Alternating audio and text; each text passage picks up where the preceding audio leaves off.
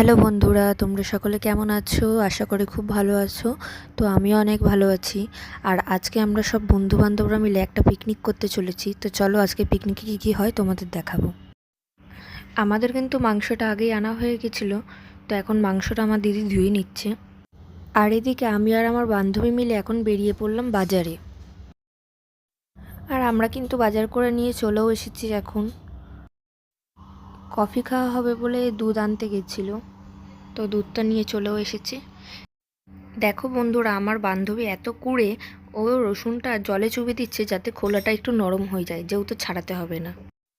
আর আমাদের এদিকে সব সবজি কাটাকুটিগুলোও হয়ে গেছে, এইবার শুধু রান্না করার পালা। এরপর আমার দিদি কিন্তু কফিটাও বানিয়ে নিচ্ছে সবার জন্যে। কফিটা হয়ে গেলে দিদি সবাইকে কফি আর একটা করে চপ খেতে দেয়। তো আমরা খেতে খেতে দেখি এদিকে মাংসটাও প্রায় কষানো চলছে।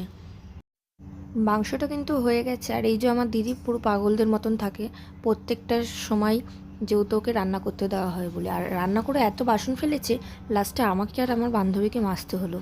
তো বন্ধুরা, আমাদের কিন্তু রান্না প্রায় শেষের পথে হয়ে গেছে, কারণ শুধু রাইসটা বাকি আছে। আর এখন আমরা একটু খাবো, তো চিপস মাখা করব সেই কারণে। তো চলো তোমাদের দেখাই আমি চিপস মাখাটা কী করে করি। সবার প্রথমে আমরা একটা বাটির মধ্যে চিপস, কুরকুরে, পেঁয়াজ, টমেটো সস, মিওনিস, গোলমরিচ গুঁড়ো, নুন দিয়ে মিক্স করে নিয়েছি। এটা কিন্তু খেতে হেভি টেস্টি হয়, তোমরা একবার ট্রাই করে দেখতে পারো।